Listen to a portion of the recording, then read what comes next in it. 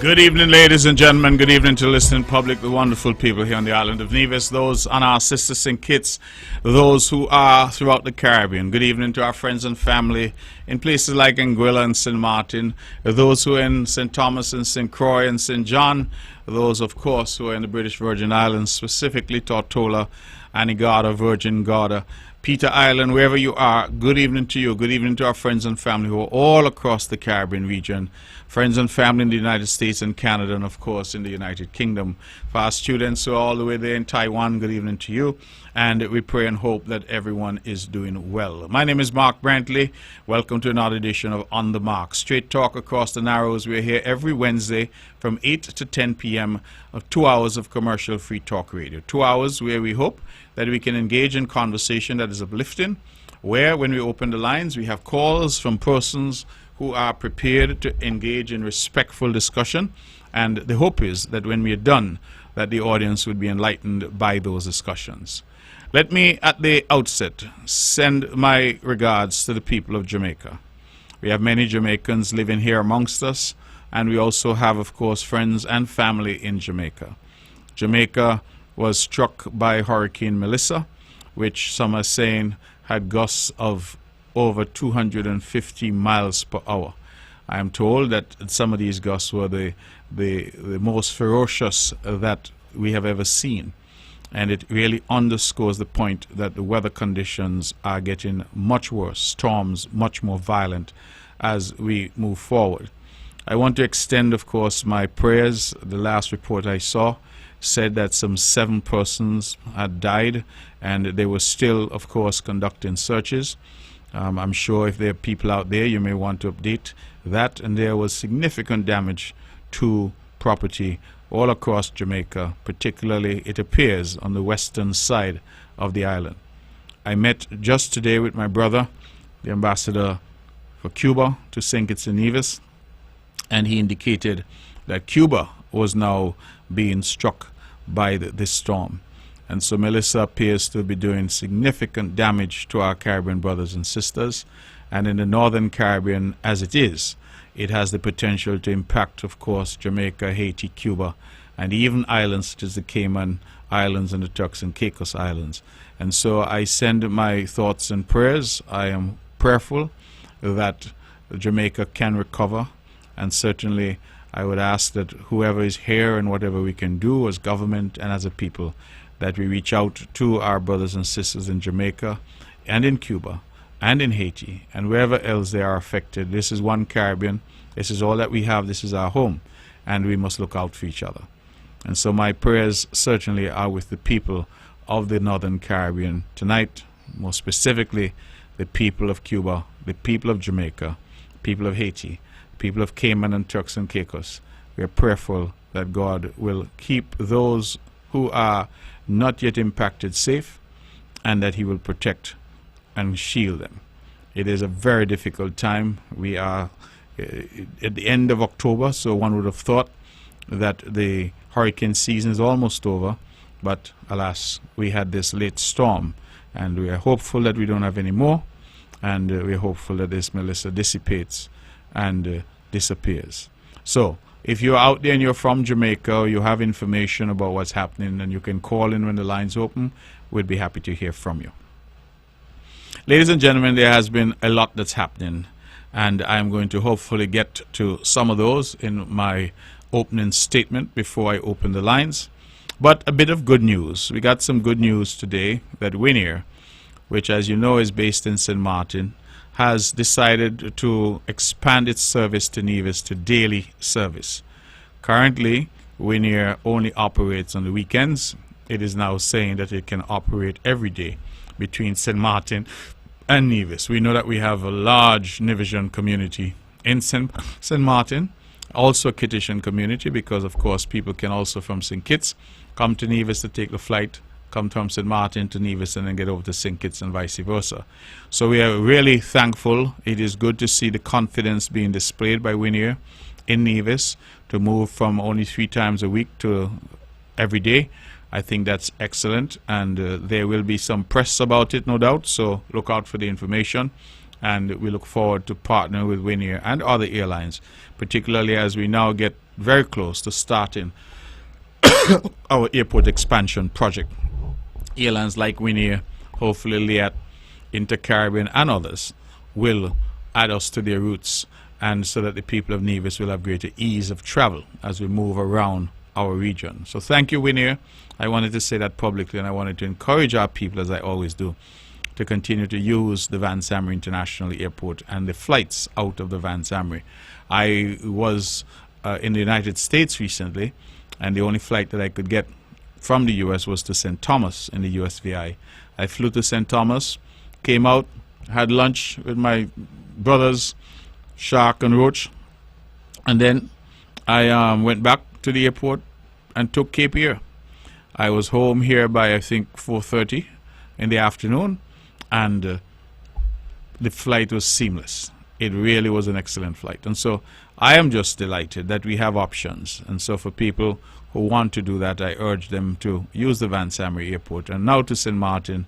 There's so many international flights going out of St. Martin. If you want to go to Europe, Air France, I believe that you have something used to be called Air Caribe. I don't know if they're still flying. And you have the airline, what's it called now? Anyway, the one that goes to Holland. It's going to come back to me at some point. But you had all of these, KLM. So all of these airlines you have that are flying. And then, of course, the many parts in the United States. I think they have Spirit, they have Frontier, they have, of course, United, they have American Airlines. So St. Martin as well is a good hub. So it's an alternative. And sometimes you can get some good fares. So leaving Nevis, I believe some of the flights in Winair leave here like at 7 in the morning.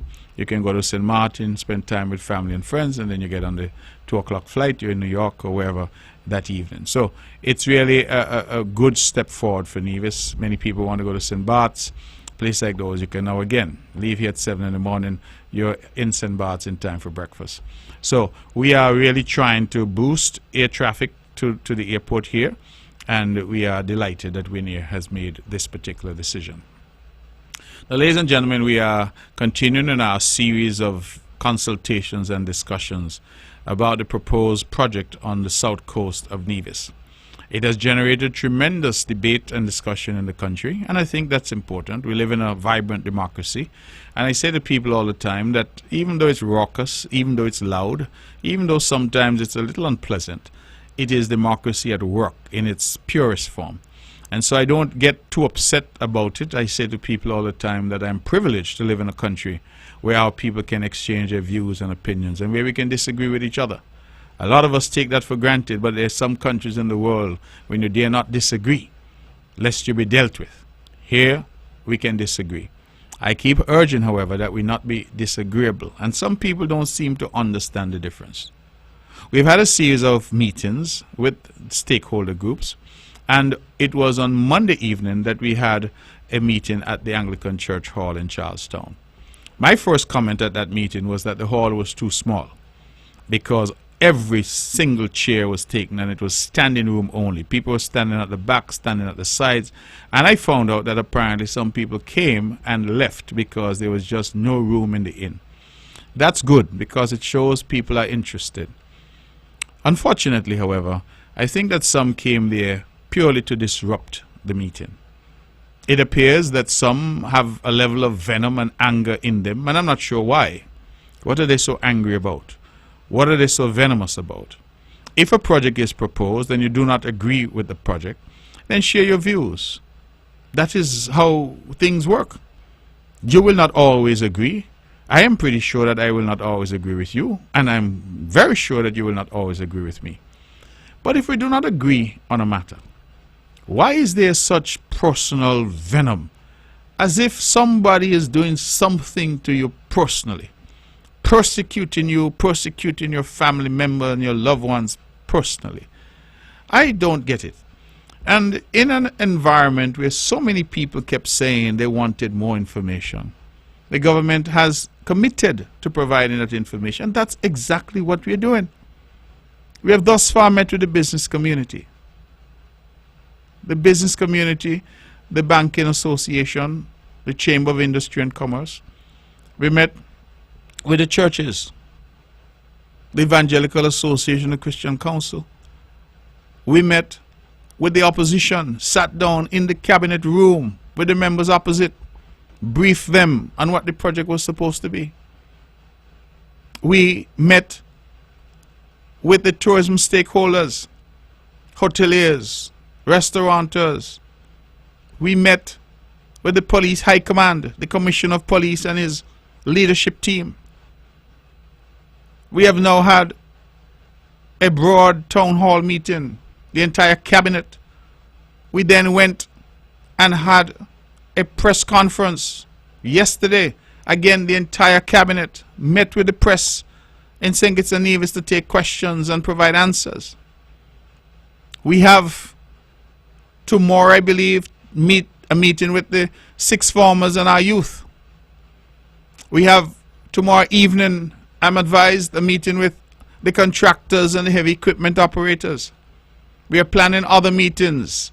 I'm told just today that we're to meet with the teachers.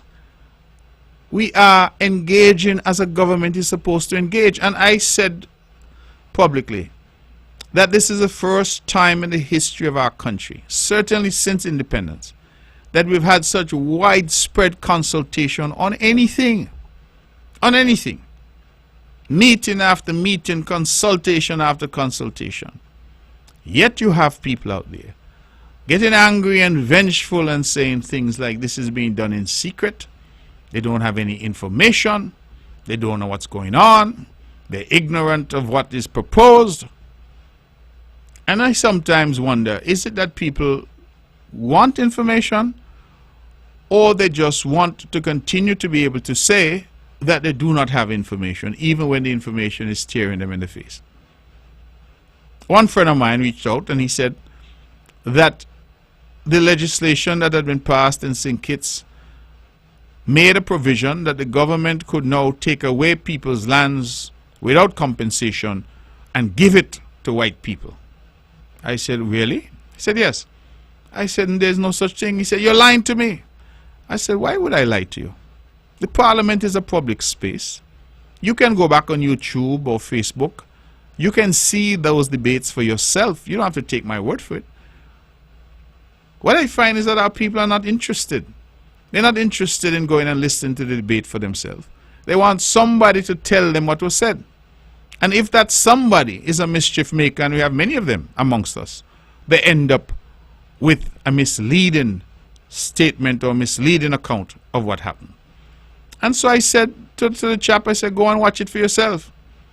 He said, oh, you don't have time for that, he's a busy person. I said, all right, the legislation that was passed is only, I think, 8 or 9 pages. Let me send it to you. And the chap said to me, oh, well, I'm not going to read that. I'm not going to read that. So you don't want to watch a debate. You don't want to read the legislation. But you are making a positive assertion to me, which is false.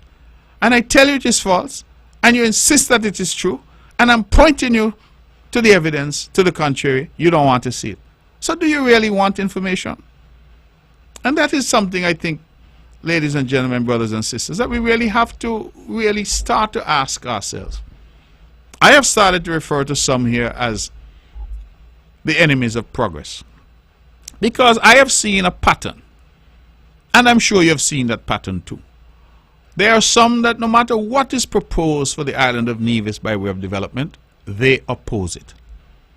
No matter what is proposed, they will oppose it. And as one youngster said to me today, it is not that the opposition in Nevis has a problem with a development on the south coast.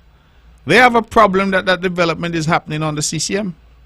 They have a problem that for years they have said as their main and only political talking point that my government has not been able to bring a major investor to Nevis. Now that a major investor has come, they have attacked the investor, they have attacked us, they have attacked everybody. They say they don't want that investor, they don't want that investment. And that is the irony of the situation. And so you hear the chatter sometimes, but you know it's not genuine. It's not based on any genuine desire to see Nevis develop or see it develop in a particular way. Because what I have found fascinating is that with the few now, because I realize that it's not as many as they were, And what I've been doing certainly on social media is as soon as they produce these fake profiles, I just block them. Because my view is, if you are speaking as an individual under your own name, then do so. But speak respectfully. A lot of them, you see, want to go and use fake profiles because they want to be disrespectful. And they figure nobody knows it's them. Well, when you come and I realize, I just block you and move on. And so you can be disrespectful all you want, but you're not going to do it on my platforms. No. And I've been very clear about that. And so I see them falling away now. The ferocity has fallen away. And you have now some who are continuing, but the numbers get smaller and smaller. You know why? Because so much of what was being peddled was false. You will not be able to fish anymore. False. You will not be able to go to the beach. False. 6 square miles of Nevis is being taken. False. The government is selling out Nevis land. False. These people are going to create their own country. False. And you keep going down the line. False, false, false. As you rebut these falsehoods, they fall away because there's no substantive discussion. There's no real discussion. There's nobody saying, well, the economics of this don't look right, or perhaps the economics of it aren't beneficial to us over the long term. There's not that level of debate. Just one barrage of misinformation after misinformation.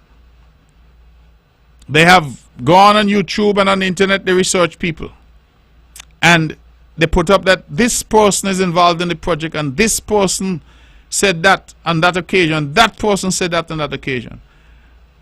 And when the investors themselves say, this is who we are, this is our team, you don't see any of those names on their team. Someone sent me a message the other day and they said, oh, the names aren't on the team because they're hiding those names. They don't want the public to know that those people are involved. And I said, well, if that is the rationale and the reasoning, then anybody could be involved. Because the people are telling you who's involved, you're telling them no. You're hiding certain people from us. And so you have these, I don't really want to be disparaging, but these types of comments and a whole approach. And so I go back to the town hall meeting. And what I found in the town hall meeting, there was a level of disrespect that was being meted out.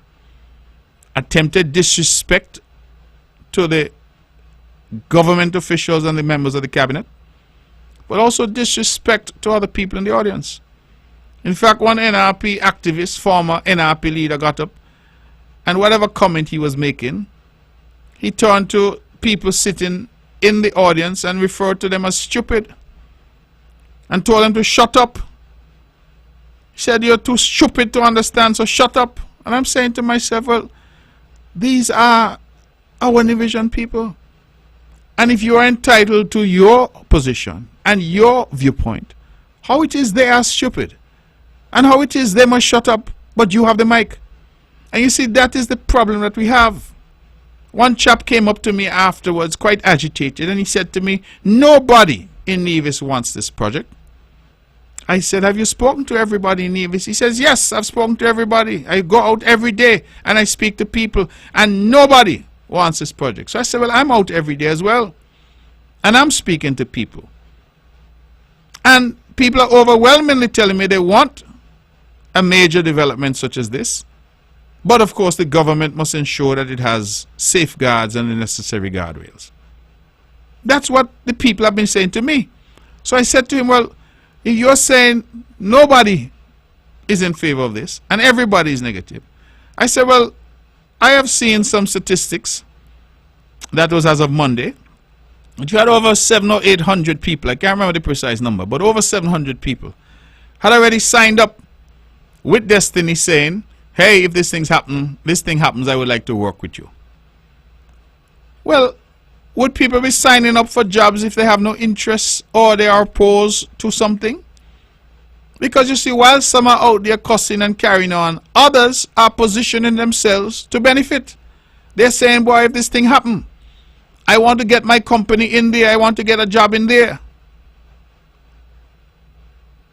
And so I said to the chap, I said, but they have these 700-800 people already signed up for jobs. He said, oh, they've only signed up because they want information. I said, how do you know that? He said, I've spoken to them. I said, oh, so you've spoken to all 800 who have signed up for jobs? He said, well, not all, but I've spoken to most of them. And then, of course, I said, well, how would you know who has applied for jobs? And that they ended the conversation. Because it was obvious that all this person was chatting was rubbish. And that is the difficulty that I have. And people are so passionate about nonsense. They wrap themselves in it, revel in it. And I'm saying, you could oppose something, but you must also be open, even as you oppose, to the contrary viewpoints that also exist. At that town hall, one woman got up and started to talk about everybody and what the people of Nevis. And I'm like, well, I wonder who appointed you to be the spokesperson for the people of Nevis. The truth is, you can only speak for you. You can't tell the audience what the people of Nevis say. You're not God. You're not clairvoyant. You're not somebody who is imbued with the power to know what is in everybody's mind. And the difficulty I find here in our island is that some people seem to feel that because they're loud, because they say the same stupidness over and over at the top of their voice, that they are the majority. And I remember making the quip at one of these public engagements. I said, you know, I remember that on the eve before elections, when we all tried to bring in an artist or somebody to rev up our crowd. And one fella called me a time and he said, based on the crowd that he saw at an event for the opposition party here, he said, boy, we gone in.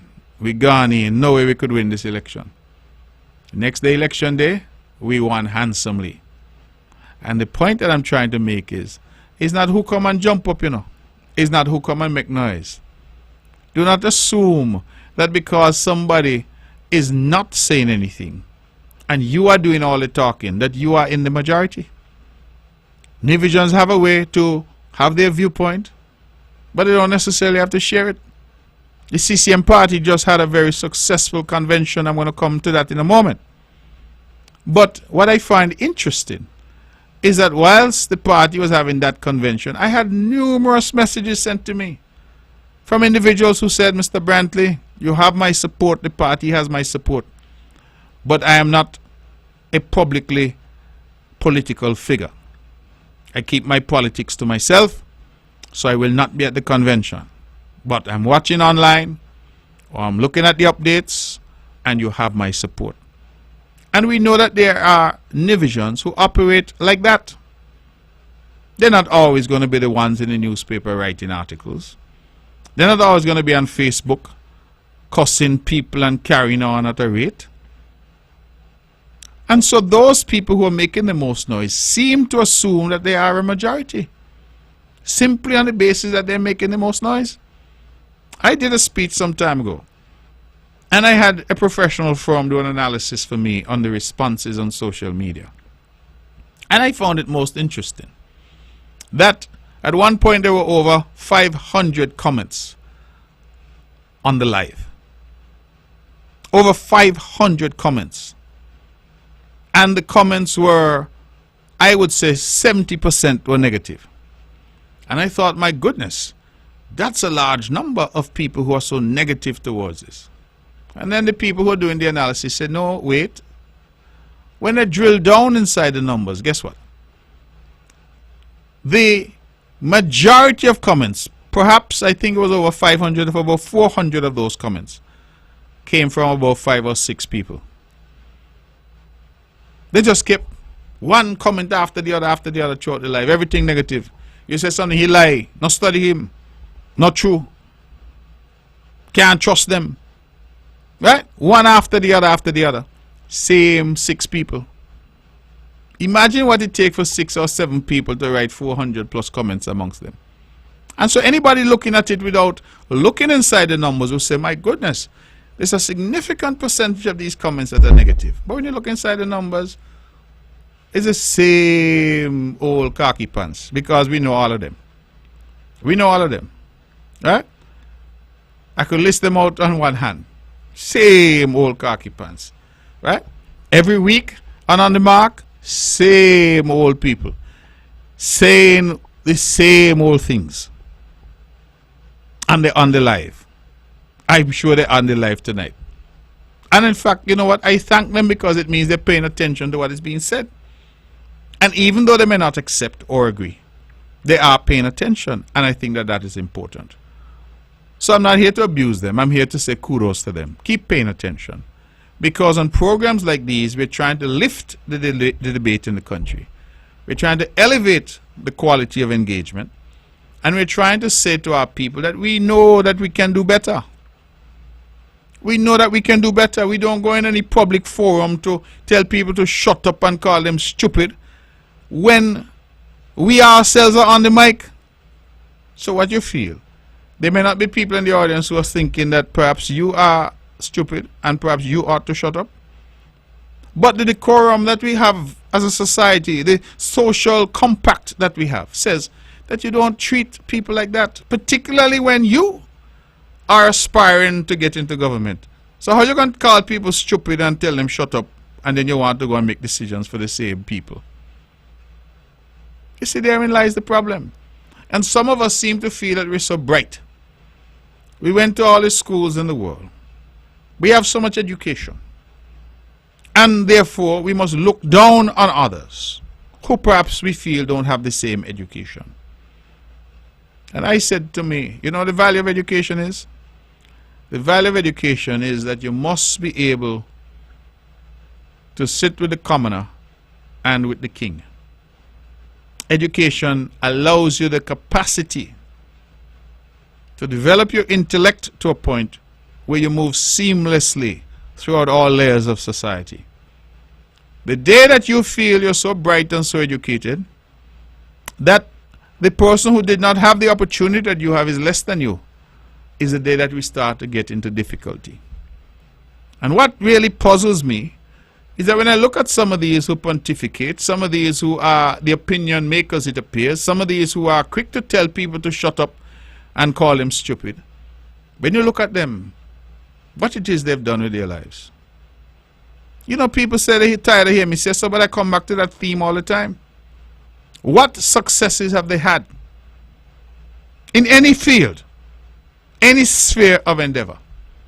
Family, children, business, profession, what? And you sadly come back and you start to mark not. And yet these are who are holding themselves out. And I keep asking myself, what is the value of boasting about how many degrees you have, but you refuse to go to work anywhere? You refuse to use those degrees for any purpose. You do not know what it's like to hire somebody to pay a little social security, to meet a payroll. But you look down on a young man who may not have gone to university, but he has a little construction firm and he's employing 4 fellows with him and they're out there building houses. But you look down on him. But that man is contributing more to the development of Nevis than you are. Think about these things. Because some of us behave as if we're so superior. And I laugh all the time, you know, because they say all kinds of things about me. Right? They say I'm this, I'm that, and the other. And the reason I'm laughing is because, ladies and gentlemen, I am here to advise those who may not have known that it does not matter to me one jot what people say. It doesn't matter. What you have to say about me and your opinion of me, that no matter.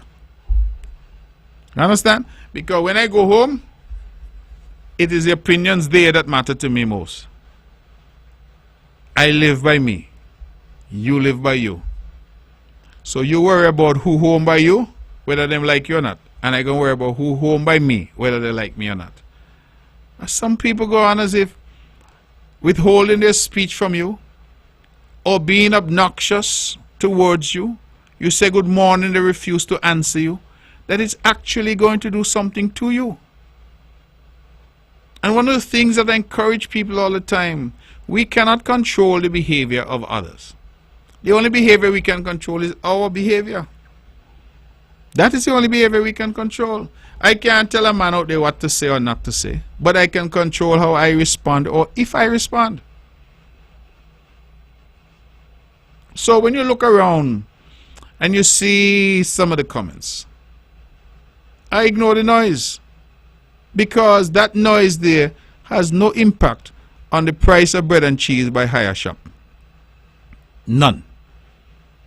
When you go get yourself all flustered and your blood pressure gone up, same price for bread and cheese by higher.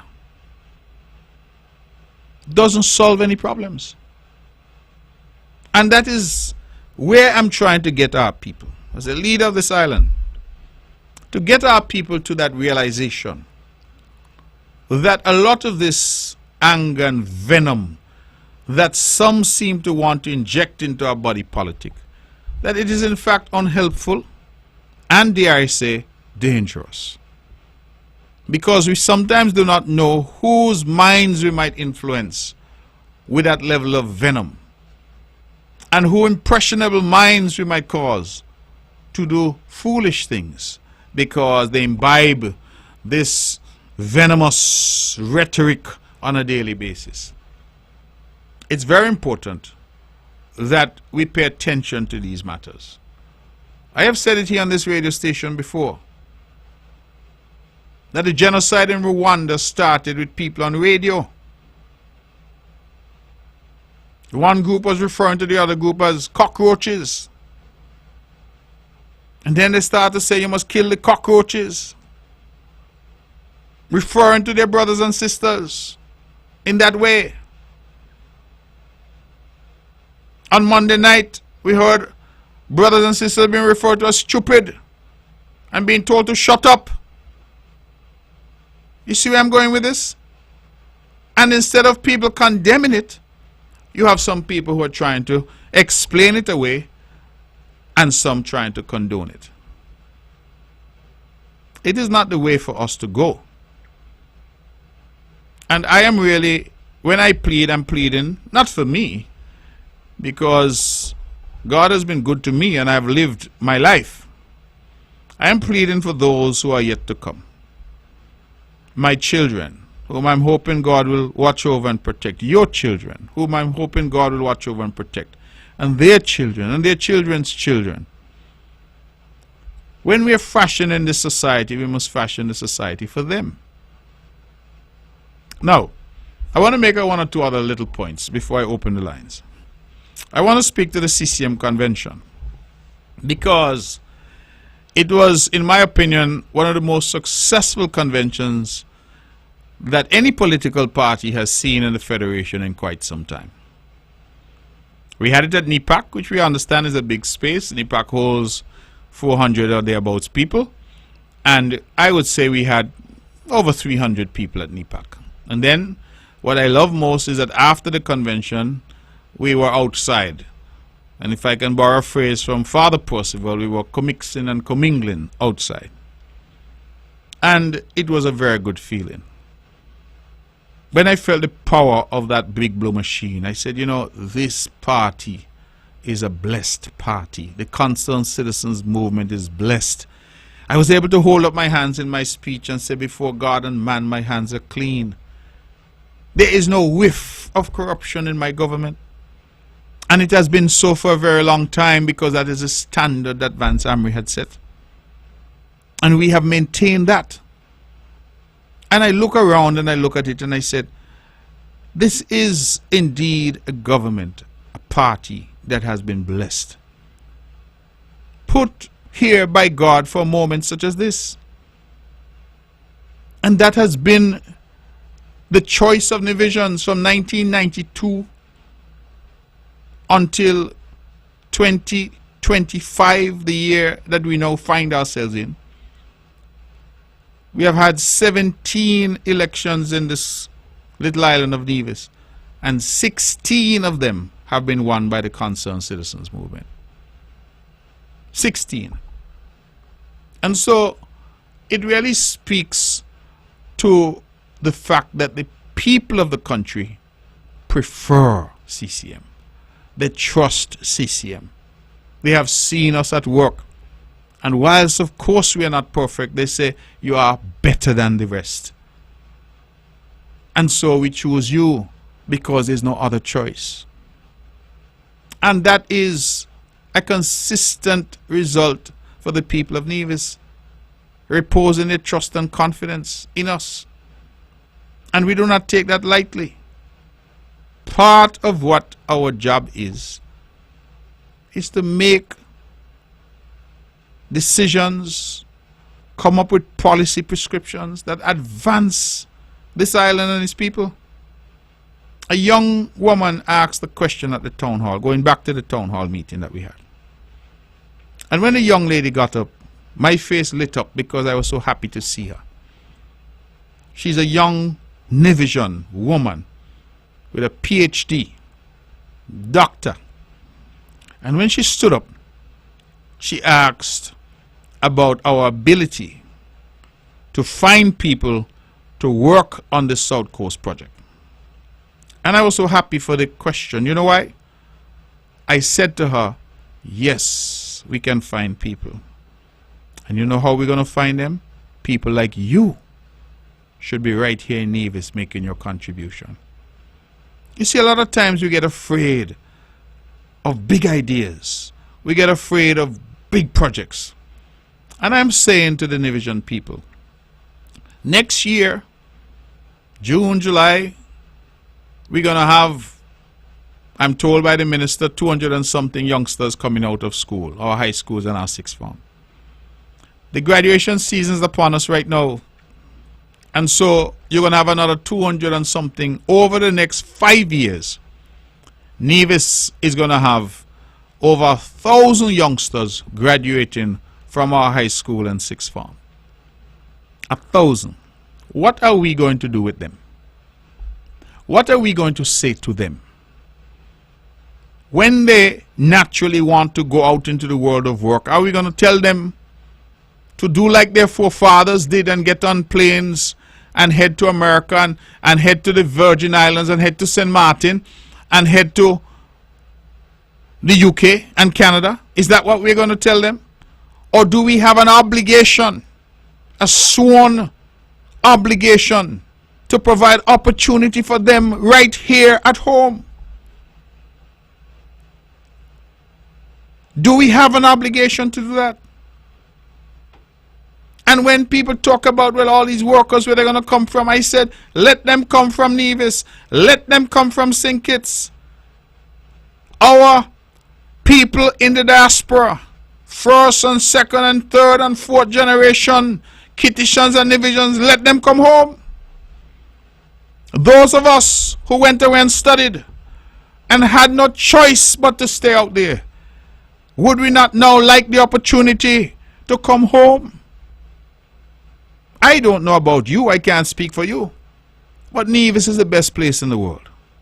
The best place in the world. I get up in the morning, I have a little coffee, I listen to the birds, I go to my little garden at home, I look and check my bananas, I check my pumpkin, and I feel a sense of peace. I can't get that in New York. I can't get that in the Bronx when siren going off all night. I cannot get that in London. Nevis is a very special place. And I said to our people, and I've been saying it for some time, come home. But many have said to me, Premier, you say come home. When we come home, what are we going to do? I said, well, come home and set up a business. Come home and start, even if it's a small business. Come home and lend your expertise, teach a class at the high school. Build a place here Invest some of your money in Nevis. Come home, come home, come home. But there are others who say, well, I want to come, but I need a job. And therefore I say, labor force, we got our Nivision people. We have our brothers and sisters from St. Kitts. We have those of us who are in the diaspora. They say more of us out than in. And of course we have signed on to freedom of movement within the OECS. I wonder if our people now realize that a Dominican or a Vincentian or a St. Lucian or an Antiguan can just get up tomorrow and say, move into Nevis. That is what the government has signed up to. The federal government has signed up to freedom of movement within the OECS. And then in the wider CARICOM, we have a more limited freedom, but we have what we call skills certificate. So certain categories of workers, the lawyers, the doctors, the teachers, the nurses, the security officers, they can come freely. I hope you see where I'm going with this. So when you talk about this project going to require 5,000 workers and people start to panic, why are you panicking? Over 5 years, 1,000 youngsters coming out of school, where are they going to work? We are sending every year students to university. In the last decade, this government has helped to finance 153 young people from Nevis to get a tertiary education. How many of those have come back to Nevis? Let's face reality. When I looked at our census figures for 2025, and I see Nevis has 13,000 and little bit people. St. Kitts has 38,000 people. And I compare the 51,000 people in St. Kitts and Nevis at 104 square miles. The little Bermuda, 21 square miles and 65,000 people in Bermuda. Bermuda is 1/5 the size of St. Kitts Nevis. Let me put it the other way. St. Kitts Nevis is 5 times as big as Bermuda. And Bermuda got more people than us. Think about it. They have more people than us. I hear people now making a big noise. Oh, when Nevis going to find water for these people, when Nevis is going to find electricity, when Nevis is going to find this. First of all, again, some of us aren't paying attention because we have said as a government, any developer comes in for this type of development must provide their own water. They must provide their own electricity. They must provide their own waste management. So there's no burden on us as Nivisions. When Four Seasons came, for example, we did not negotiate in that way with them. So we still have to provide Four Seasons with electricity. We still have to provide Four Seasons with water. We still have to provide Four Seasons with sewage disposal. Waste disposal. So here we are talking about a different kind of development, a development which is going to be self-contained, because all of those services, they must spend the money to put them in. They must put in their roads. You and I will not be spending any money to put in any road for them. They must do it themselves. So all of these things is just a different way of thinking about development. That's what it is. So when people start to panic and say that Nevis cannot sustain another 7,000 people, Nevis cannot sustain another 10,000 people, you realize another 10,000 people will put our population at 23,000. We're still at 23,000, only 1/3 of Bermuda's population. And Nevis is 1.5 times the size of Bermuda.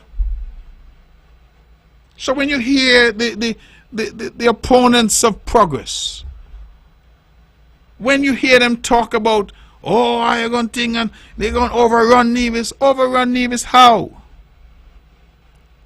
How? You look at the lands on the southern coast of Nevis, thousands of acres of land, not one soul over there. No homes, no water, no electricity, nothing.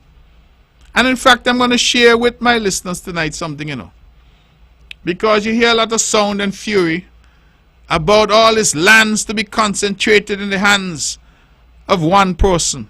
And I'm not trying to minimize that concern.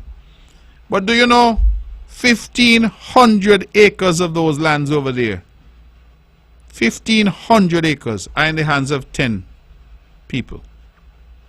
10. That I thought was instructive. Because the sense that was created is that these lands are owned by so many divisions and things. And I will go further and tell you something.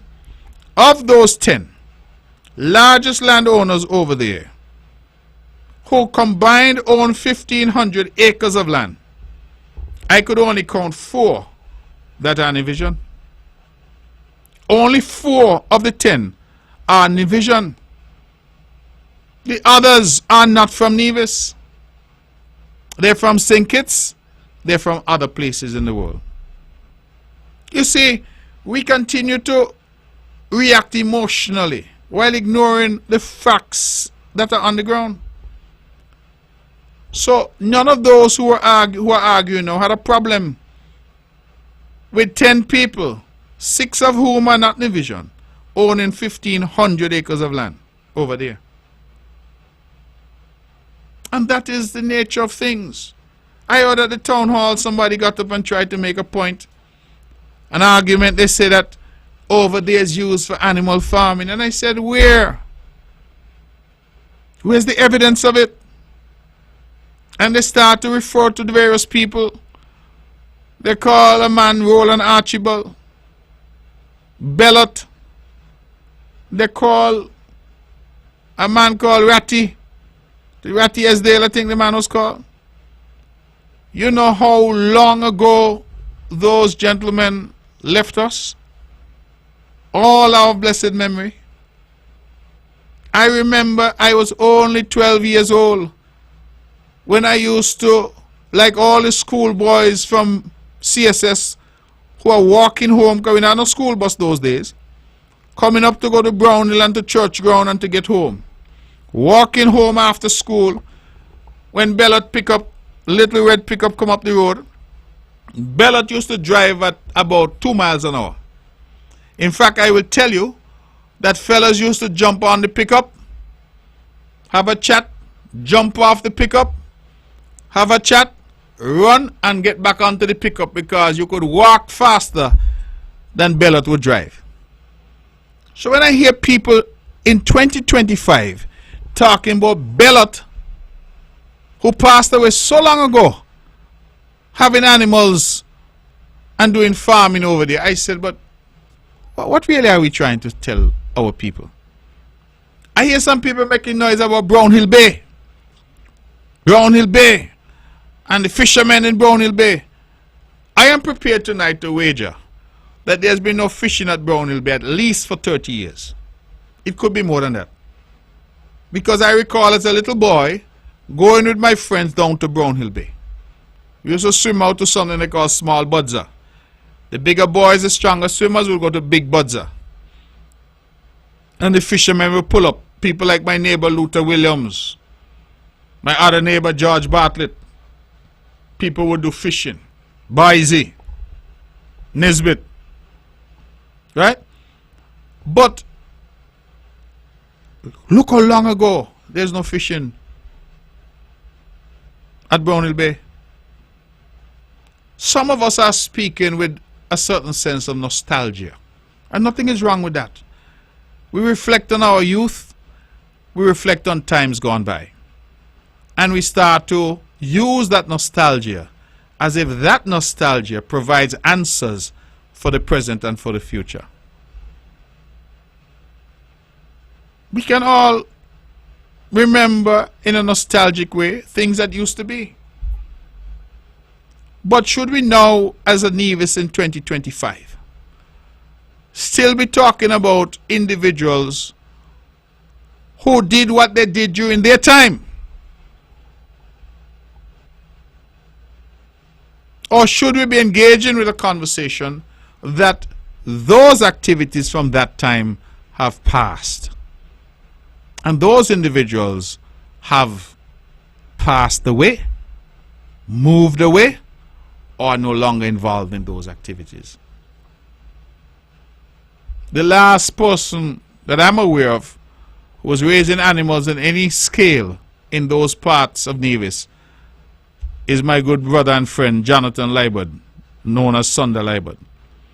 I don't know that since Sunder anybody has been raising any animals over there on that scale. But you suddenly are hearing the argument that that is the breadbasket of Nevis. That is where Nevisians are getting all their protein.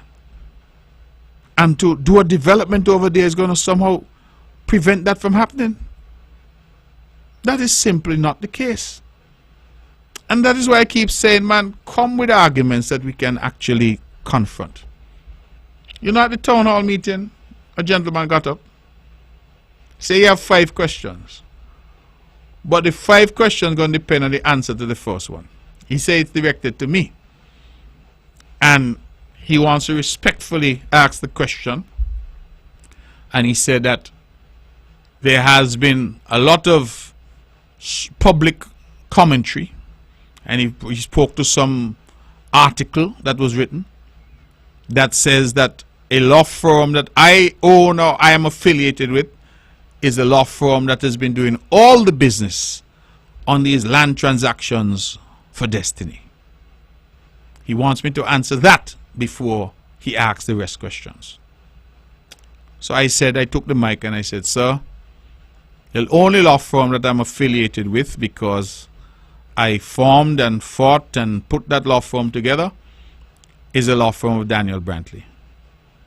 And Daniel Brantley has done absolutely no work on this Destiny project or on any land transfers. In fact, as far as I'm advised, that work is being done by a firm called Dentons, which is based on St. Kitts. And the company, South Nevis Limited, was incorporated by a young lawyer, Diana Claxton Whitaker, I think her name is. How Daniel Brantley get in? But you see, here we go again.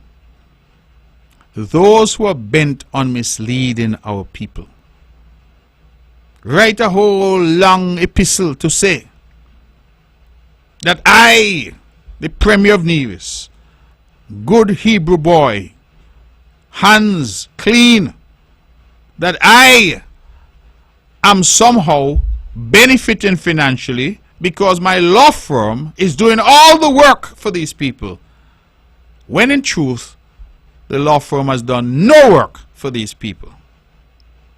You see the thing? You see the thing? They say these things. So when I said to the gentleman, sir, that is not true, I said, can you get on with the other questions? He said, no.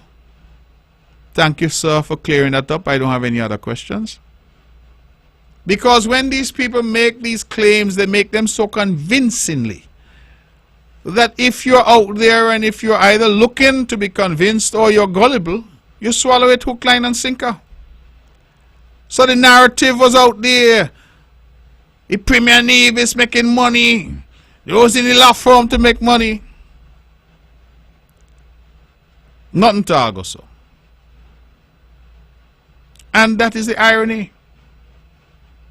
I saw something that was sent to me where, again, one of them, misleader in chief, take a gentleman, some white man documents for his land, put them all over social media.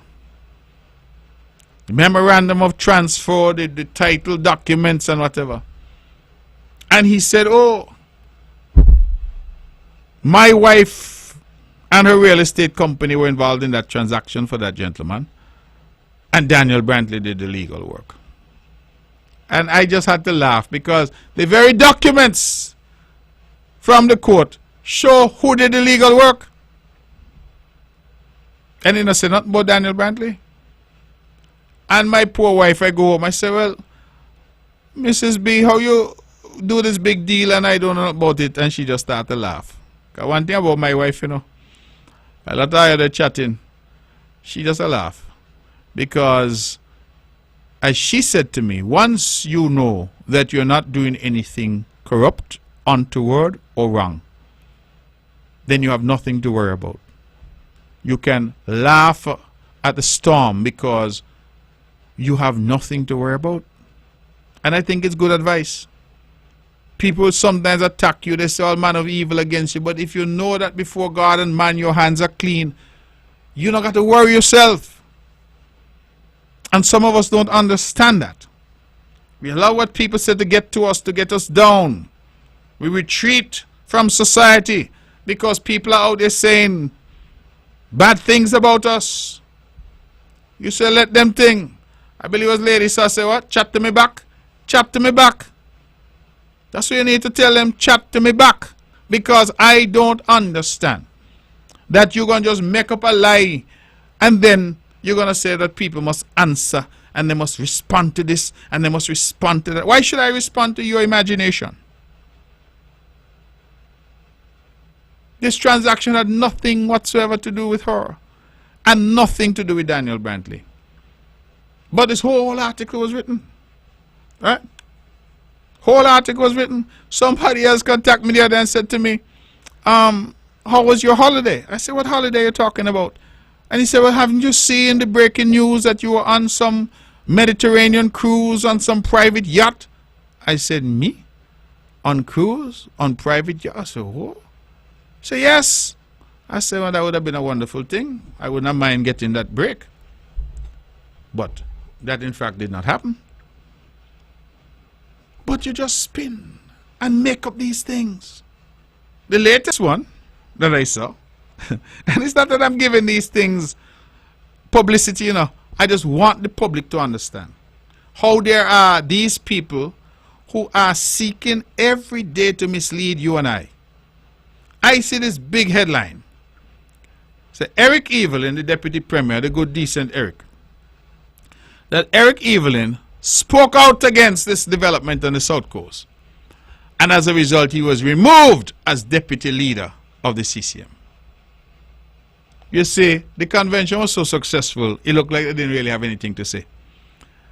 And it also looks like the fellas them who were saying it, now really, maybe they had been drinking, I don't know, but them not really understand what they were saying. And I laughed out loud because Eric Evelyn has never been the deputy leader of CCM.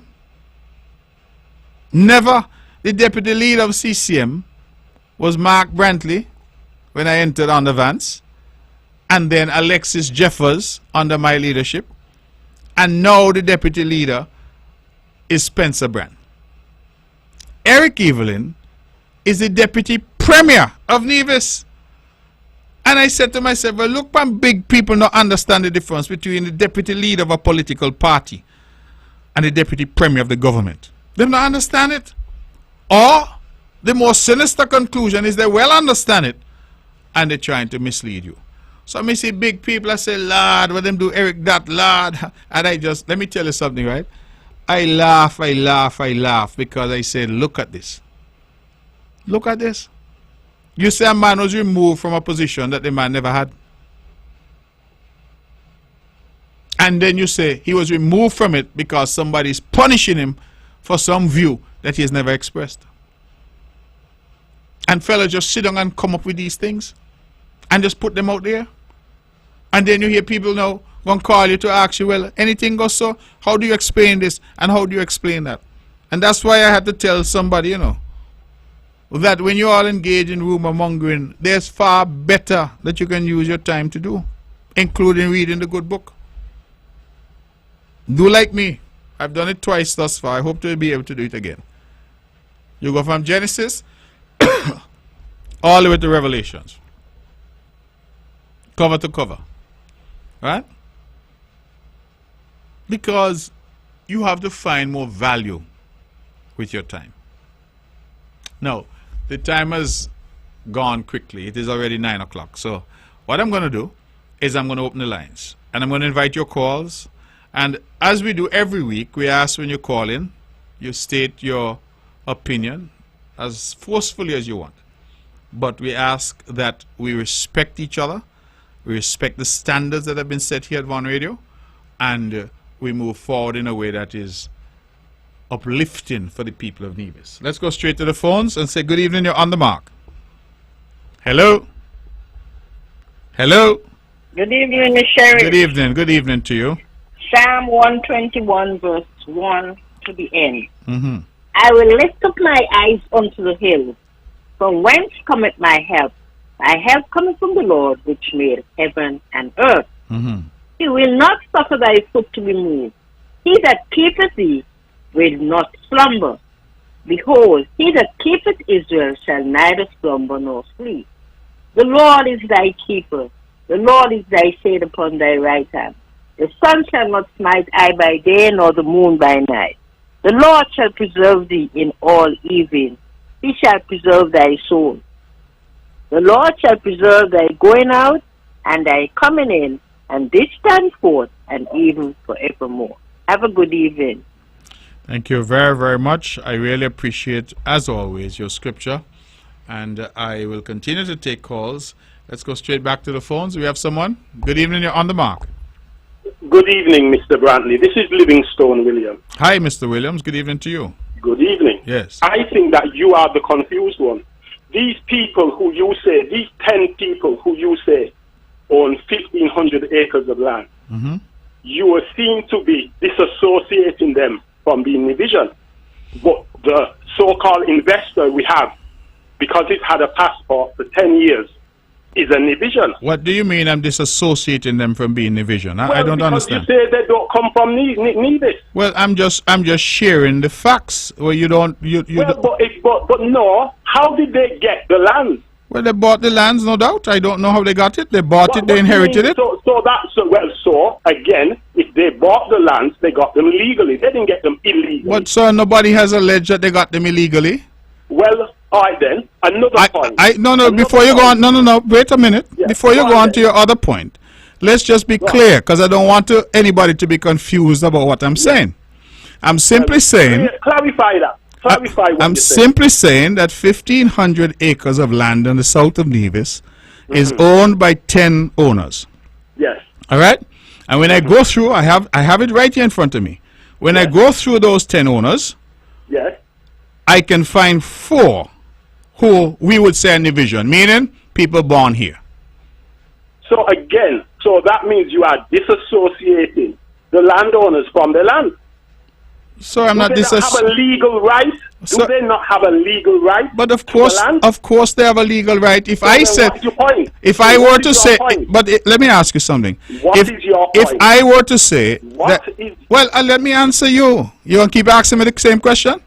If I were to say to you that this 10 acres of land is owned by a gentleman, do I therefore disassociate a lady from owning land in the same area? If I said this 10 acres is owned by a gentleman, that 5 acres is owned by a lady, those are just the facts. I am not saying the gentleman has no right to own and the lady has no right to own. I am just sharing information with the public. So again, and what is the point of that information? Well, the point of the information is that the lands, a significant portion of the lands, are in fact in the hands of just a small number of owners. And in fact, when you look at who those owners are, the majority of those owners are not Nivision. That's a simple fact. You've gone back to the same thing. How you mean they're not Nivision and they own the land? Well, there are a lot of Nivision. How are they not Nivision if they own the land? But caller, Let me ask you a question. Caller, let me ask you something. You know that there are lands down at Four Seasons that are owned by people who are not Nivision? Let's not talk about Four Seasons. Let's stick Oh, you to the don't? point. Okay, all right. Go ahead Let's then. stick to the point. Yes. Now, by your own submission, you said your wife and her team had to track down 250 people for the lands owned over there. So now how come you want to target 10? But who's targeting 10, caller? Well, it's you who targeted 10. But caller, I'm not targeting anybody. 100 acres belong to non-division. Caller, if I'm not targeting anybody, as I said, I'm sharing information. If I were to describe you as a tall, slim fella, I'm targeting you? You are a tall, slim fella? As I say, Mr. Brantley. Yes. Right? What is your point of making that definition? But I made the point and you seem not to be willing to accept the point. So I figure we just move on. If you don't accept the point, that's okay. Well, let's move on. Yes, Let's please move do on. Let's move on. Yes. I hear you say you've had meetings with lawyers, police, everybody. What about the landowners? Well, I don't understand. What do you mean, what about the landowners? What about the landowners? Are they not a part of the deal? Well, I don't know if they are part of the deal or not. It would You depend. don't know But if it they're would. part of the But deal. Without them, caller, nothing can go. caller, can I answer you? The landowners only become part of a deal if they're selling their land. No. If you want to encourage them to sell the land, you have to give them the information, which was not forthcoming. But caller, from if your I wife, caller, from your call, wife caller, from the developers. Caller, you say When I asked the question, what was going to be happening, I was told I am not at liberty to say. okay. So you were told that, and you're saying if I want to encourage people to sell, I must give them the information. Well, of course. Well, what I have to do, but something to you, you have to tell them caller, why you want it. Caller, I'm not understanding you. What does the Premier of Nevis have to do with whether you sell your land or not? Everything. Yep. You are supposed to be our glorified leader. So let me understand you correctly then. So I'm your glorified leader. So if some man come and tell you they want to give you $100 million for your land, you must come to me and ask me if you can. No. Or what are you suggesting? You are the one to guide us. I'm to guide you. You are the one to guide us. I see. Why you said that they should go out and buy the land or lease the land? Well, let me tell you something. They categorically say no lease. They don't want to know. They categorically say they don't want to partner with nobody. So, and that would have been a better thing. So caller, but caller again, go and buy it. Caller again. I'm trying to understand how it is the Premier or the you government. Don't understand now. Go on. That's good. Go on. I'm trying to understand. If you know, a conversation requires that one talks and the other listens, and that's how a conversation works. So if you can give me a moment. Go on. Okay, good. I am trying to understand that you are a private landowner. Yes. You are approached to sell your land. Yes. You're saying to me that as the Premier, I must have some say in whether or not you sell your land. Am I understanding you correct? I didn't say that. So what are you saying then? I am saying that if this project, from the conception, they're saying how great this is, and they have to get permission from the government. So you knew all along what was going on. Because this is what I was told by your wife and the developers. A person representing them. So you knew all along. You were told by my wife and the developers that I knew all along? No, I am saying you knew all along, because they said, when I asked them, why are you wanting to come with this foolish thing about 1% down and you'll be paid in years' time, and the price of the land is going to be held at today's prices, right? They said that they are in negotiation with the government, and the government has to rubber stamp it first. So you knew exactly what was going on. I see. Right? That is your conclusion from what they said to you. I know. Okay. I know. You know. Because guess where some of the meetings were held? In Daniel Brantley and Associates conference room. So if that's where the meetings were held, caller, that I knew what meetings were held, was I in the meetings? Said, no, let me ask you, was I in any of your meetings? Who had them there? No, I'm asking you a question. And since you're making... Caller, what I just told you, our conversation goes. We both can't be speaking at the same time. I refuse to believe she doesn't speak. Caller, a conversation requires, and you're old enough to know, one person talks, the other listens, and vice versa. You keep trying to shout over me. I am saying, caller, if you said a meeting occurred at Daniel Brantley, was I in that meeting? I said, no, don't try to... No, I'm asking you a simple question, yes or no? I said the meeting was held at Daniel Brantley and Associates conference room. But I've asked you a question, was I in that meeting? I said that the meeting was held at Brantley and Associates. So a meeting was held, but you don't know who was in the meeting? Let everybody else draw their conclusion. So you don't know who was in the meeting? That's your point? I said, let everybody, let the listeners... But there's no need to draw a conclusion, caller. You have come on the radio. You are the one who called into the show, you know. Caller, you called into the show. You made an assertion. You then said meetings occurred, but you can't tell us who was in the meeting? I said, all right then, Graham Brooks, your wife, and I. Okay. So I'm going to hear you say Mark Brantley was in the meeting. Well, Mark Brantley, and do you think that Mark Brantley didn't know? Oh, I see. Okay. All right, caller, okay. We hear you good. We hear you now. We understand what you're saying now. Yes, go ahead. So now let's get back to the point. What is the point? The landowners. Yes. They are the main architects of everything, because without the land, without you convincing them, the project can't go forward. Can it? Caller, can it? The project... So you are the one to make sure that they are fully informed on what is going on. Because when I try to ask them, because I told them, I said, listen, we might be able to sell you out some, but we need to know if what you're going to do is going to clash with what we're going to do. They went, no, we want all the land. All. Well, so caller, to come and demand. But caller, I'm still trying to understand the point you're making, Because well, if caller what point no. You're calling. Caller, please. Caller. What I'm saying. Caller. As I've said to you, this is the third time. My name is Libby, better known as Stone Man. Caller. Everybody knows me as This is how this show works. Go on. We have a conversation on this show. Yes. We cannot have a conversation if you keep trying to talk every time I'm talking. Yeah, but you're talking when I'm talking too. Well, it is inevitable that will happen, because every time I try to ask you something, you keep talking and trying to talk over me. The way conversation works, caller. Go on. The way conversation works. Go on. I speak, you listen. Go on. You speak, I listen. Go on. So my point is, if you're selling bread, and I come into your bakery and I say I want to buy all the bread that you have, what you say, that I'm forward to want to buy all your bread? Mr. Brantley, we are not talking about bread. What are you talking about? We are talking about land which were not up for sale. We are talking about lands. The conversation they should have had is with the landowners is, we want your land more than you.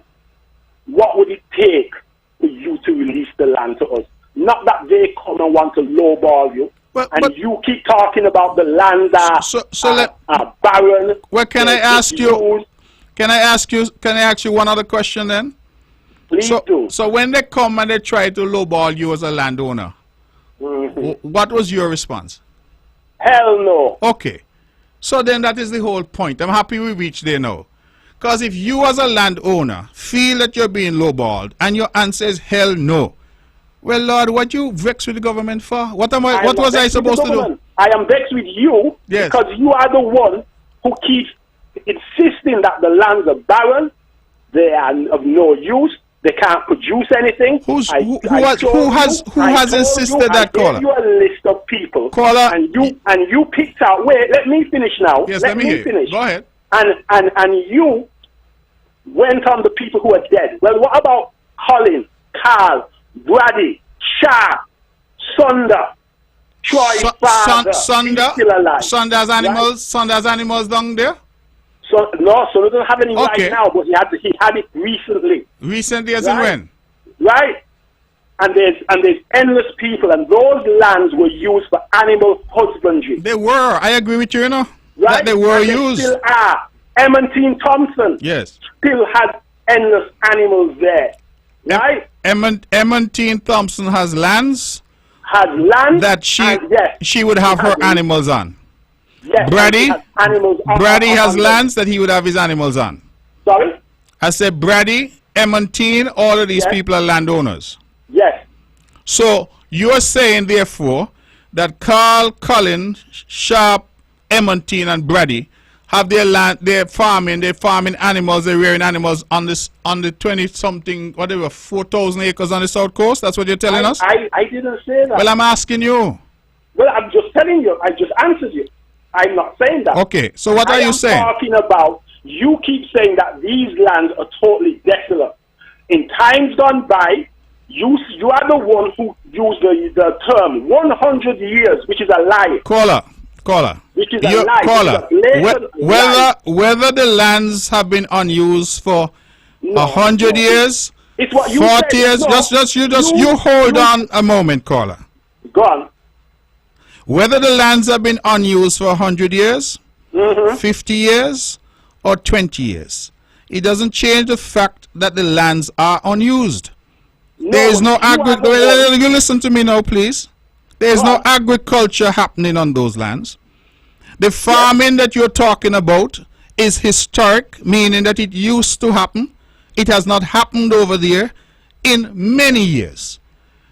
There is absolutely nothing, because you may be able to persuade people who don't know those lands, but I know them. You don't know. I don't know them. No. I grew up in Brownhill. You on your show said you went up by Sandy and you looked down and you saw nothing. Caller. Well, so I said I went by Sandy. Caller. What about the farm for Mensa Adams? Right? Those are two farms with sugar cane. And where's that farm? Watermelon. Where's that farm? They're right below Sandy, where you said you went and you didn't see anything. Caller. And you know something, I'm happy you're making this call, because I would invite everybody in Nevis who can to drive up by Sandy. Good. And stand on the hill and look off and tell me what they see. Okay. The farm that you are talking about, the farm that you, listen to me, because you do not know those lands any more than I do. I grew up in Brownhill. The lands that you're talking about, watermelon. I was on that farm up to recently. That farm is a stone's throw from Sandy. I am saying, when you stand up, I stand up on that guy's farm, and you look over as far as the eye can see, left, right, there is absolutely no development in front of you. But that's not what you said. You said there's nothing there. Caller, you don't see anything. Caller, when you look across the road, you see sugar cane. When you look down the hill, you see sugar cane. All right, caller. Banana trees. All right. So you see sugar cane and banana trees. Yes. And you see those, and how much acreage? Same lands you say can't produce anything. How much acreage? No, don't say the same lands, caller. This is where now you and I are going to disagree. Because those lands that you're describing, you could stay by Sandy and throw a stone on those lands. Good. Correct. When you start to talk about lands on the south coast now, you're talking about going down for miles. What is down there? Pasturage lands for animals. Pasturage? That's where all those animals, for Colin, Brady, that's where they are? When he was alive, Mars died just the other day. And that's where Mars had animals? Florrie had land. Jerry had Caller, listen. They did not die. Caller, 30 years ago. Caller, you could list out all the people that you can remember. I know. And it makes no difference to the fundamental point that is being made. That there is and has been no development in that area. But you said for the last 100 years. But what is the development in the last 100 years? But you said, Mr. Brantley. Let me ask you, what has been the development in the last 100 years, in your opinion? Mr. Brantley, you said that those lands have had no use, contributed nothing to the economy of Nevis for the last 100 years. Caller, what, in your opinion, has been the development in that area in the last 100 years? Mr. Brantley, I'm quoting what you said. So you don't have an opinion on what the development has been? I said, I am quoting, I am dealing with... But I am asking you a question. I just asked you a question. What, in your opinion, is the development that has happened on those lands in the last 100 years? Such as, you mean, building and so? Well, there's none, because if you have pasture land, that's what they're there for. Okay. Well, you spoke about Roland Archibald. Roland Archibald had St. George's Farm, which used to produce milk. Well, caller, we understand, there was a time when I'm sure cotton and sugar and all of that was out there too. All those things. Right? Exactly. But that time is not now, and that time has not been there for a while. 100 years ago. Okay. But you are the one who said 100 all right, caller, I will try. I will try next time to say 20 or 30 years ago. Is that better? You've had enough. Had enough of what? You've had enough. Of what? Because you said 100 years. So now, So caller, you've made your point, and you say it's not 100 years. Thank you very much, Mr. Brantley. You have a wonderful night. Okay, caller, thank you. You Right. are making heavy weather, caller, and say it's not 100 years. So perhaps it's 50, perhaps it's 40, but the fundamental point remains. And Nivisians who are listening, who even know that area, know that what you're talking about is just not the case. Because if you leave Long Point and you start to drive, when you drive, what is it you're going to encounter over there? What? And that is the point that I'm making. There is no development that has ever happened. So the 100 years, if you can point me to development over there that has happened in 100 years, then I will absolutely say you're correct. You're talking about some people might have had some animals in the area. But is that development? That you had lands that animals roamed on? I mean, what are we really trying to argue here? And then to talk about you had meeting. Well, you had meeting, but you don't know who was in the meeting with you? I wonder if people really feel that I'm aware of every meeting that occurs in Nevis. And so you had the meeting at Daniel Brantley. So my name is on the door, so that means, what do you think? I had a video camera recording the meeting? I'm in my office working as a Premier of Nevis. And you feel that I am paying attention to your meeting about your land? I don't have any interest in you and your land. You sell your land, or you buy land, you sell land. That is your right. You are a Nivisian. You're a citizen. You're a landowner. So I am not understanding the agitation about me and what I need to do in relation to your land. But you made the point for me tonight, caller. Because you say people are trying to lowball you, and you say you told them hell no. Well, that is exactly the point. You must be able to say yea or nay, because it's your land, it's not my land, and it's not government land.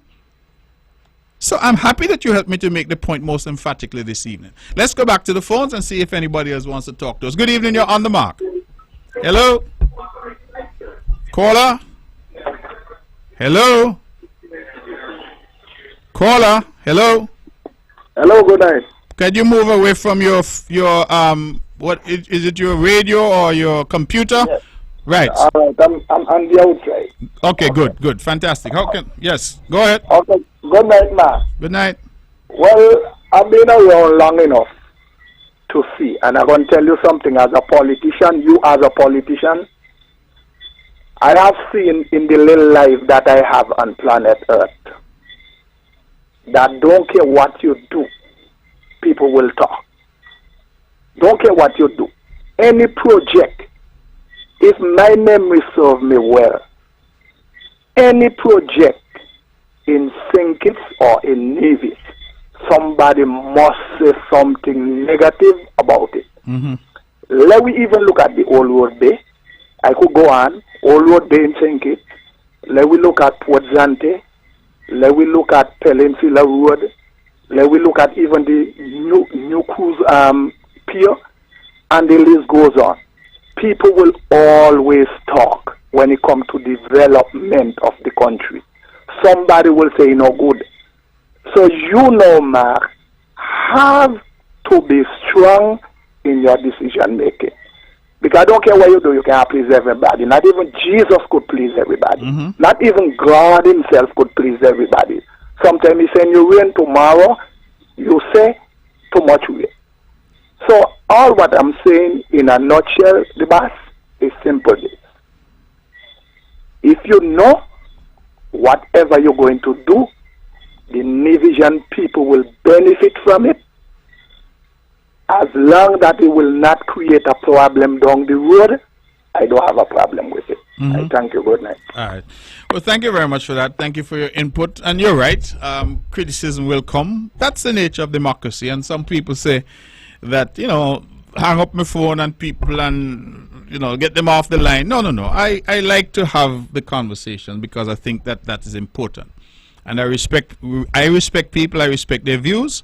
But I also think it gives us an opportunity to test and to have that conversation, because some people are angry and I'm not sure what they're angry about. Because when we examine the facts, we realize that they have full control over their property. Full control.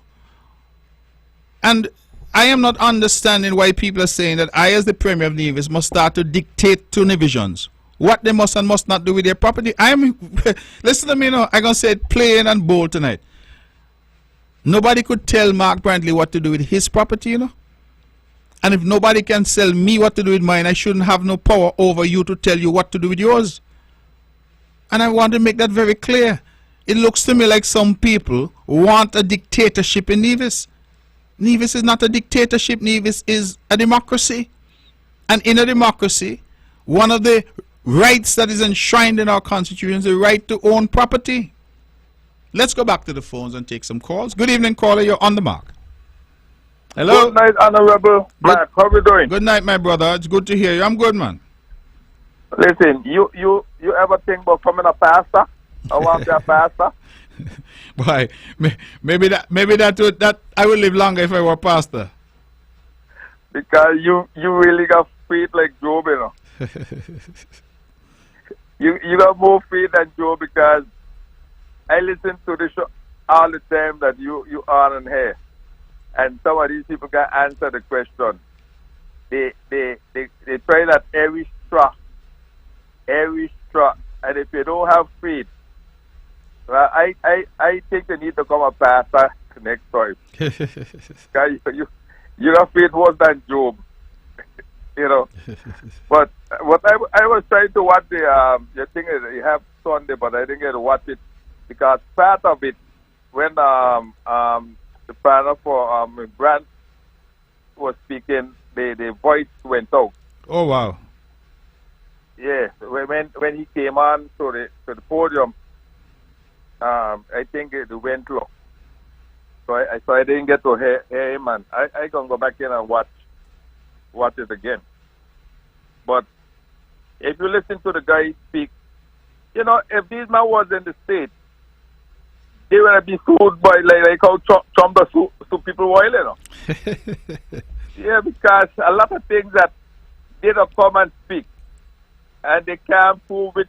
Tonight I listened to you, listening to him putting your wife into things, and when you ask him a question, he come back and you ask him my wife, and then later down he come back with the same thing your wife will say, and you know Trump will make a lot of money off a lot of them, you know. by a lot of things that they saying, and they can't prove, you know. But I say that you got a lot of faith. Worse than Job, because I got a lot of friends down here. What is have someone against you, so? God bless you. You're a good lawyer, and you're a defense lawyer, and you could defend yourself. Because either you should be a cricketer behind the stump. Because I know a lot of them will get bowled out. You know what I mean? But I listen to the show, but you know, they're trying every shot on a rebel. Mm-hmm. They can't get a ball out. You're giving them a 6 all the time, not a 4. And the still can't understand. I listen to Brother Harris on Facebook, and here you too. Mm-hmm. All of them coming for you. Mm-hmm. Well, you know, what you know about you know, Caribbean people say you never stone an empty mango tree. Because you got a mango in it, right? Exactly. The tree must got mango in it for you to stone it, otherwise you're wasting time. So when people come and attack you, you know, it's because they see something in you. Right? Yeah. If you're a vagrant out there on the street and you ain't got nothing going on for you, nobody attacking you. So I don't fight up myself with that. I am a public figure. I am in politics because obviously I have offered myself to do what little I can to advance the island of Nevis and the people of Nevis. And I am not worried about people who come and they attack, because, as I say, you have to have something to offer if people are going to come after you. If the mango tree empty, not a soul will bother with you. Yeah? So I am not too worried about that. I just like when people call in that we can engage in a conversation that makes sense. That is all I'm trying to do. And when I feel some of these claims are tested, they disintegrate because they're not based on anything. Yeah? Yeah, but the thing about it, you said some week ago that when the NRP was in, they never had this kind of meeting that you Oh, no. have with the public. No, not at all. Not at all. Right? I mean, this is the first time in the history of this island that any project has had this level of consultation. Any project. The whole cabinet would have met with these various groups and people, right? And we continue to meet. We're still open to meetings. And that's what we continue to do, because that's what governments in a democracy do. And that is what we have done. But thank you very much, my brother. I hope things are okay with you. Yeah, well, so far, I listen. I try to, I want to hear my friend out of Mount Strat. Oh, okay, okay. Maybe he's sleep. All right. Maybe he's sleeping tonight. All right. Thanks a lot. Take care, brother. We have about half an hour left. We're taking your calls at 869-469-1616 and 869-469-1700. Let's go straight back to the phones. Good evening. You're on the mark. Mr. Brantley, good night. How are you doing? I'm doing well, thank you. You're on fire. You're on fire. For the past couple of days, for the past couple of weeks, you're on fire. Mr. Brantley, listen. Yes. Listen. I am following the saga, the thing of going on. I have a couple of issues. I am not going to say the people doesn't want it, because I heard you spoke the other night and you said talk for yourself. But something I noticed, when people are talking in your corner, I don't think they're talking for themselves, they're talking for you. And when people are saying, I don't want it, you say, and other people don't want it, you say, talk for yourself. Now, Mr. Brantley, there's a war going on right now in Venezuela. To this day, me no hear nobody, no leaders in the territory in St. Kitts Navy talking about that. That war is going to be a serious war in Venezuela. Nobody talking about that. All we talking about is SSC. Hello? All we talking about is SSC. No. These people are preparing themselves to run from America to come to Navy. And Navy John petition, we are not preparing to deal with our people. We can't depend on these people, Mr. Brantley. Marcus Garvey said, any race that depends on another race for our survival is a race that's bound to be doomed. Mr. Brantley, listen to me. I wanted to come to the town hall the other night, and I said, you know what? This thing is going to turn out to be political. Town hall meeting is to hear from you as you hear from us. I find out that it was a back and forth and back and forth. Tonight I listened to Lucy, and this was prompted me to call. But Mark, 4 years ago, Lucy had you under the bus to kick you, to push you down. But now Lucy believes that you are working with his party. Lucy is now telling you people are going to quit. Not even Christ could please people. Nobody could please nobody. What the people are saying, I don't like this project. This SS zone is a zone. It's not a what you call industrial zone. So people are going to get work and work here and work there. And we are slaves. So every time they come with a project, it's work for the people. There's no work in a residential zone. And these people, as you know, Mr. Brantley, and I heard it, Eric, your deputy premier spoke about it. These people, and Troy also, these people are going to bring in their own people to do the work, as Brad was elaborating on the other night when he made the presentation. So they are going to bring in their own concrete plan. Why do you say that, caller? I am saying that because you have enough, they have enough money to bring in, and this zone built on cheap labor. Well, no work out there for the people. So caller, but I don't understand why you would make that assertion. You say no residential community. This thing is talking about a number of hotels and residences, right? At Four Seasons, you have a hotel and you have residences. Where you say nobody working at Four Seasons? No, Mr. Brantley. So what you say? No, that's the whole thing. You have a zone, yes, an island within a country. These people are going to have their own hotel. That is for them zone. That not got nothing to do with navies. It's a zone. Caller, you think you're misunderstanding the word zone, you know, and what we're talking about. Sustainability zone. You know, you know that all around the world they have zones. I have been in the DIFC in Dubai. I drive in, I stay at a hotel. Unless they told me that I was in the DIFC, I wouldn't know. Okay. Let me bring you closer to something then. Bring me closer. Let me bring you closer to something. You said, Mr. Brantley, no one in the zone would allow to buy any land outside of the zone. All right? So we stick to that. Because you know the cost of living going up. But then there's a question posed to you. And the question asked, was there anyone else access to the zone? No. If they can't buy zone from the south, the FS zone in the south, then they want to buy land. They want to do another zone somewhere else around Nevis. So Nevis could end up with about 3, 4, 5 zones. What's going to become of us who are outside these zones? But caller, again, I think you're talking again a zone as if people are going to put up a wall and put on a gate, you know. A zone is just describing a special demarcated area inside which some unique rules apply to attract investment into that area. You mentioned industrial site in Sinkis. That was a zone. I said that yes, we've had an approach by somebody who want to do a tech park, startup tech companies. That's a zone. You have them in Costa Rica, in Panama, in the UK, in the US. You have them all around the world. I don't understand. Jamaica's had zones since 1960s. Yes, Mr. Brantley, but these are zones that we don't have control over, but they are in our territory. But what you said, I am following. Yes. I mean, don't get me wrong, Don't get me wrong, because I don't see these zones as a development, but don't get me wrong. I am talking based on what the people said. They are saying it's going to be an island in a country. Who wants to come to these zones? They are selling their own, they're making their hotel, they are doing their own, wherever they're going to do in their zone, they are going to prepare. Brand did the presentation. And from the presentation, Nevis got nothing to do with that.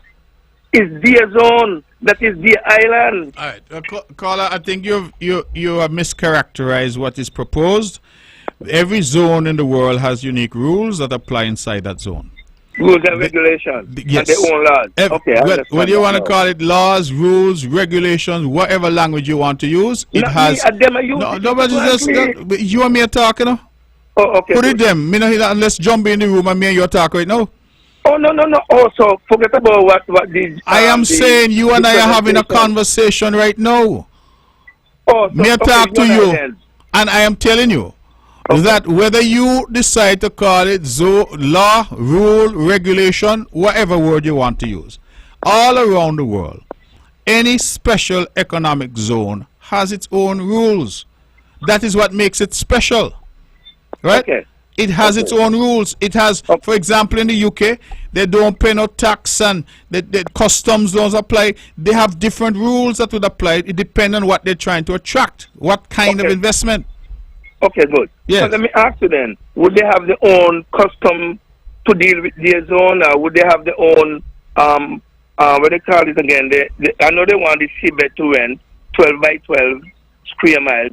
Would they have, and they're going to have how you know they have the seabed to rent 12 by 12 square miles? No, because me don't know that. But I don't know that. I am in negotiations and me don't know that. So how you know that? So when I come out to us, not you then? Okay, but let me say this. They're going to have their own water. They're going to have their own electricity, which is right, which is good. Okay. But they're going to help us with geothermal. They're going to have their own hospital, and they're going to help us with our hospital. They're going to have everything, the rules, laws, and regulations. So their presentation that they present to the people are wrong then.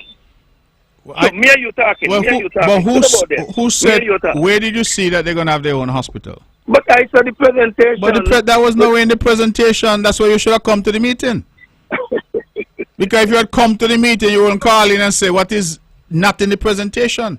We said that we have talked to the people and we are going to develop the Alexandra Hospital and healthcare facilities in Nevis together. We said we've talked to them, we're going to develop the Long Point Port together. Right? Okay. That is what we said. So, yes, they're going to have certain amenities inside the zone, right? they're going to have to supply their own water, their own electricity, their own waste disposal. All of that they're going to have to deal with because we do not want to have those burdens on you and me. Okay. Right? Okay, good. Yeah. So, okay. I just want to clarify that. How are we going to benefit from? How are we going to get money from that now? Or revenues now? Well, let me tell you something. I believe I recognize this voice, right? You know one of the things you tell me every time I come by you? You say you're not got enough customer. I could go in the zone then. Business slow. You not got to go in the zone will come to you. Okay. So you think the people them who in there gonna stay in there, they're not gonna want to drive around and come by you and get the best of the best that you offer? Okay, good. But I think I don't like what you said, though. I think I don't like what you said. They can't buy land outside because here the problem. Yes. Here the problem. A man in the zone, whatever name, in the zone, and you drive out the zone and you drive up a place like Craddock Road and Fountain or wherever. Right. And it's a little nice piece of property, so I could buy that. You tell me he can't buy it? Well, what we're saying, caller, if it is that these individuals come and settle inside the zone and they can then come out and buy a property outside as they wish, you may say you see a little plot in Craddock Road, a little spot in Fountain. But what if you see 1,000 acres that he decide he want? But the lad on there, the lad there for that. But this is what but caller, these people are coming and what they are proposing is something new. That is why we as government have the ability to tell them this is what we will allow and this is what we will not allow. Okay, but so nothing signed off yet. Of course not. That's what we said. We have said that time and time again. Okay, I'm going to close now because I'm on the line now. Yes. I want to say one thing to you. When you're ready to negotiate, be sure you are going to negotiate the fact that you people can get these things, and these things are not going to be to your ledger. If it's something in the Constitution, you can't stop it.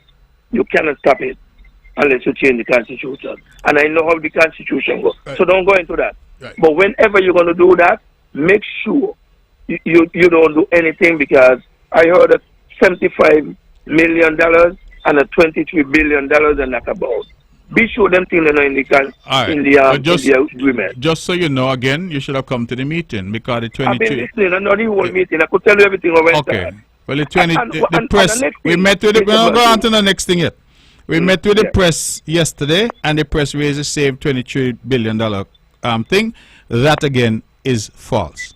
Okay. Right? Okay. Yeah. Okay. Mr. Brantley, one last thing. When people, because remember, you're doing this presentation like you're doing the town hall there for the people. The press is for the people. The press is not for the government. When people ask you questions, like for example, I'm going to give you the example. The guy Hanley was making a point that the market in Gingerland is dilapidated, and he was doing some other thing. And Eric went up, your deputy premier went up on him. No. When people ask questions, you might think it's a stupid question, but answer the people. Don't be so sarcastic, because these presentations are for the people. The man talk about the market, he talk about the play field, and Eric went on, I sponsor a game. But the man say he went to play and he can't play because the light come. All you got to say is not lit. He also said the people in Gingerland are living in dilapidated conditions. No, he didn't say that. He didn't say that? The market is dilapidated. No. The clinic is, the health center is dilapidated. No. And you could replay. No. I could definitely replay because I know exactly what he said. I was in the room. But right? I was there, I was listening. And he came back a second time and said it again. Whatever it be, Mr. Brantley, just deal with the people, right? Because people don't come with all sorts of things, and don't tape nothing when a man put up something, daily put something, and you say, if you cannot, no, let me forget about them things, man. They forget about what? Going on right now in the Caribbean. But caller, let you forget about calling Nevis people stupid and telling them to shut up? You think that is right? Nevis people, he said, if you can answer, he was specific.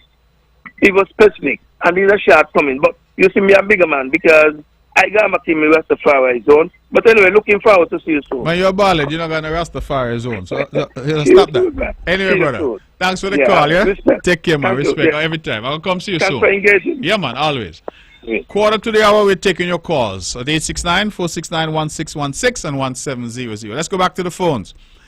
Good evening, caller. You're on the mark. Good night, Mr. Brantley. Yes. Good night. Good night. Good night, my dear. Lady here, nuts lady. How are you, nuts lady? Yeah, I'm fine. As fine can be. Uh-huh. You know, I'm very upset about this matter because my grandmother from father's side is from Nevis. Mm-hmm. And my grandmother from mother's side is from Nevis down there.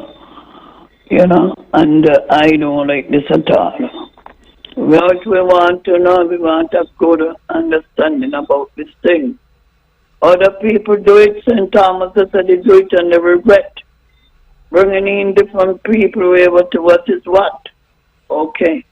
And next thing, I went to Martin. Yes, I see a place just like that. Devastated, nobody there. Whatever. I worked there and all. You know the place, they call it Warner Bay. And I never, if it's true, I got asked if it's true. I just rumor that they wanted to bring hospital or bring the own hospital or bring own police station. We're too small for that. That is not going to work with us. We cannot let these people come from where they come from and want to take over our country. Yes, it may sound good. Arab, they say they don't be? The Arabs, them? I don't know anything about any Arabs, but go ahead, make your point. Yes, I don't agree with that. Them cheap like that when you walk on, you know, you walk on it, you have to buy to influence the backyard garden and you want a little bit more, more soil. Mm-hmm. So, just for me to say that, to say this, I hope you are going on the right street. You can't be no own hospital, maybe it's so small for that. You cannot be no own, you call it, police station. Nevis is so small for that. All we have to do, just finish the one what you are fixing in Charleston and get it ready. And fix up the hospital, what up there, whether it's so long it's supposed to finish. Get it ready, nothing do it in that. There's an old structure on me, you're going to dead go left that. Our grandchildren going to dead go left that. You ever watch it how real for me look? I come up there the other day, watch it.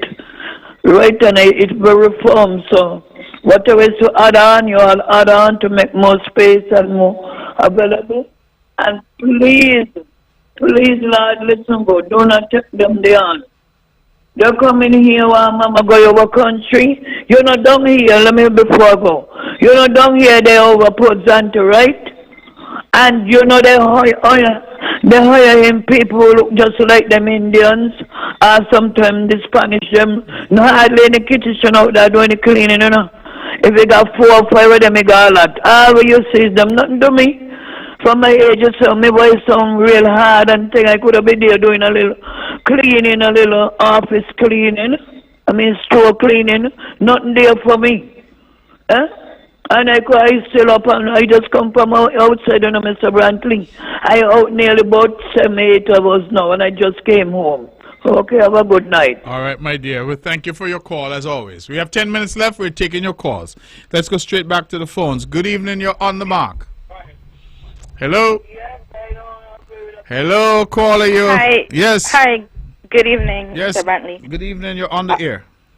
Mr. Williams, I think he is. He was saying that he had meetings regarding selling his land in the office of Daniel Brantley and Associates. So how is it then that you're saying that the firm had absolutely nothing to do with the deals Quite regarding these simple. developers? Quite simple. My wife is a realtor, and my wife occupies space inside that building. Oh, okay. Okay? All right, So I thank hope you. that clarifies it for you. Okay. Okay. Take care. We have 10 minutes left and we're taking your calls. 869-469-1616 and 1700. Let's go back to the phones. Good evening. You're on the mark. Hello? Hello. You're on the air. Go ahead. Yes, hello, Mr. Brantley. Hello. I'm a listener from the United States. I'm one of those second generation divisions that you have been talking about recently. Good. I hope you're making plans to come home. Huh? Yeah, and that's why I have a couple of questions for you here tonight. Sure. Especially going towards the SSE, so I don't want to take up too much time. But one of my first questions, and it's just questions for understanding, because as far as the communication's been about the SSE, like you said, there's been a lot of miscommunication and misinformation out there. So my first question is, what is the reason for the SSE Act being a framework bill? So the reasons, and if you get an opportunity to pull up the debate in the Parliament, because I think that's the best place I can direct you, because they had a fulsome discussion on that. I think about 7 or 8 parliamentarians spoke on that, setting out the reasons for it. But if I can, given the constraints of time, just say, one, there's a need to diversify the local economy. We have been very heavily dependent on tourism, and COVID showed us that that is not as reliable as we would like it. We have been heavily dependent for the last almost 20 years on citizenship by investment. That is now under significant attack, and so there is a sense that there's a need to diversify. In Nevis, we have done other things. We have done the movie industry, for example, as an effort to diversify. That is still in its early stages. We have just passed legislation to deal with online gaming as another effort to diversify. But there's a need, because the island and the country needs to bring in revenue. So the idea behind the SSZ was really to create a framework for special zones, special economic zones, like they have in other countries, and that have done well. A good example is in Dubai, for those countries. So that really was the idea behind it. This particular development was simply the first development to be proposed under it. All right. So I've done a couple of researches on the SSZ zone and the SSE zones. SEZ, yes. Across the world. Right. But just a follow-up question: what are the specific protections that will be ensured for the people of Nevis? Is that something that you can share, or is that tied to the private negotiations? Well, the negotiations are ongoing, and whilst they are private in the sense that we have not yet settled and we have not yet signed off on anything, I think that this whole idea of the SSZ is an interesting one, because in order for the SSZ to be created, the agreement and all of that has to be made public. It has to go to the Parliament. Not only the Parliament in Nevis, but also the Parliament in St. Kitts. It has to be debated in the Parliament. So it will get public ventilation. And I have made the point repeatedly that that is vastly different to other development agreements that we've seen in the country before. Because we've had big projects before, but the public has never seen those agreements. This one, by law, not by the Premier, by law, has to go into the Parliament and therefore into the public domain. So safeguards, guardrails, whatever you want to call them, all of those are matters that we have been discussing, but those matters will ultimately come to the public and to the Parliament for debate. Gotcha. And so in the same vein of questioning, is the only way for this specific project or any project applying for an SSE to be stopped or halted is by way of the government? So like you're saying, eventually, for example, if your talks get through and everybody that's in the negotiations feel as though the terms are satisfactory and those terms are publicized to the public, to Parliament, is there a way for the public to say, well, we don't like X, Y, Z, or is that specifically in the hands of the government? Well, it's in the hands of the government. But bear in mind, Carl, in our democracy, the government is chosen to represent the public. It's chosen by the public to represent the public. So that's an interesting debate that has been happening lately, because at the town hall, some people raise the issue of should we have referenda on certain issues. For example, in the United States, I think you said you were calling from the U.S. Sometimes they have things, they have propositions on the ballot. Yeah? So they said, marijuana, for example, should we legalize? Those are issues that have gone onto the ballot from time to time. But that is not our system of democracy here. It's not our system of governance here. And so we really, at the end of the day, when people elect the government, it is for the government now to make decisions in the best interest of those people. And in this instance, what we have done, which no government has really done before, we have decided to consult. So we have gone out and we've said, you know what, let's have a conversation with the people of Nevis. Let us hear from them what their views are, and let us allow those views to inform our position in terms of our negotiations with these developers. It's really a first that this is happening insofar as governance in Nevis is concerned. And so on governance, okay. And then one last question, don't want to take up too much time. You're saying, and I've read the bill. I had a version of the bill at one point, and then I got the official version that you guys gazetted and made ratified. But I know they're going to be responsible for security, for almost, I wouldn't say judicial, but, you know, type of legal conflict. Yes. To a certain extent. Yes. But especially concerning water and electricity, listening to the town hall, there was some conversations, I believe, by gentlemen talking about water security. Yes. And they're talking about electricity that's being provided. Do you think, or would Nevis ever be in a position, because I know a couple of years ago that there was a situation where water had ran out of Nevis because there was insufficient rainfall in for that season, would Nevis ever be in a position to purchase water or electricity from a SSE like Destiny or whatever the case may be in the future? Do you ever think that would be a possibility? So, direct answer to your question is, if it were to get to that, I don't see why it should not be a possibility. But just to correct something you said Nevis had run out of water. No. What had happened was we had some pump failures. And so we get water from underground aquifers through wells. And because the pumps failed, we had a problem getting the water. But once the pumps were back up and running, we were able to get back online. It is true that sometimes, due to low rainfall, we may have what we call rationing. But I am very happy to say, caller, that based on the investments that we have made in water, we have not had those problems in the recent years on the island of Nevis. And even now, as we speak, we are still investing, because we have drillers even now trying to find new water for the people of Nevis. But having said that, the idea behind these zones being asked to supply their own water and electricity was exactly that, to take the pressure off of you and I, the taxpayer here in Nevis. Yeah. So the idea really was that if you want to develop this, you must have a mechanism, a way to provide your water, whether that is through desalination, getting water from the ocean and, you know, I mean, making it potable, or this is through, in the case of electricity. In fact, what the Act provides, you said you've read it, is that they must provide their own power, up to 70% of which has to be renewable. Hello? Right.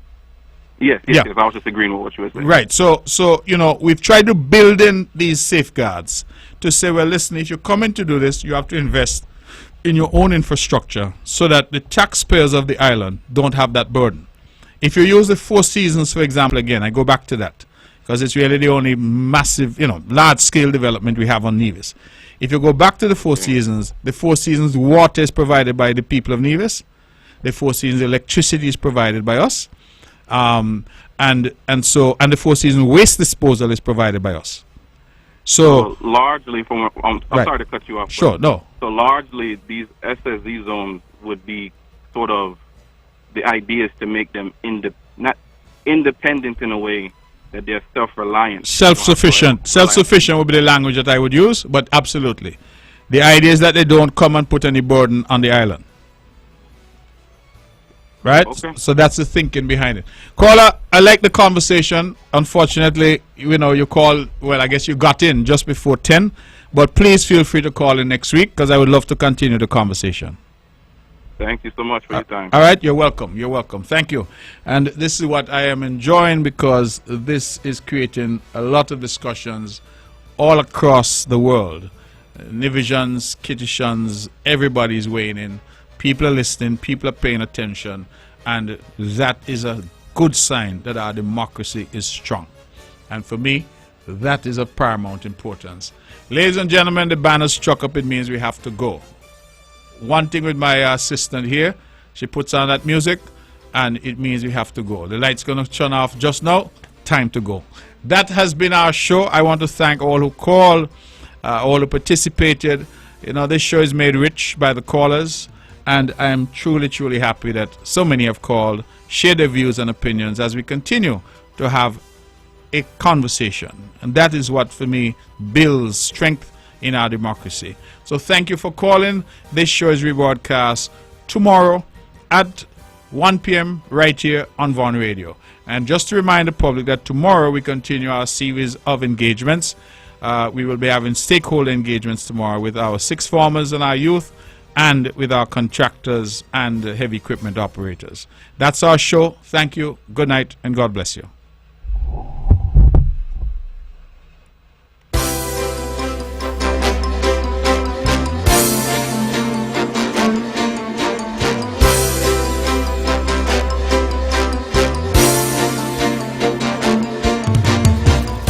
The views and opinions expressed on the preceding program were solely those of the participants and do not necessarily reflect the views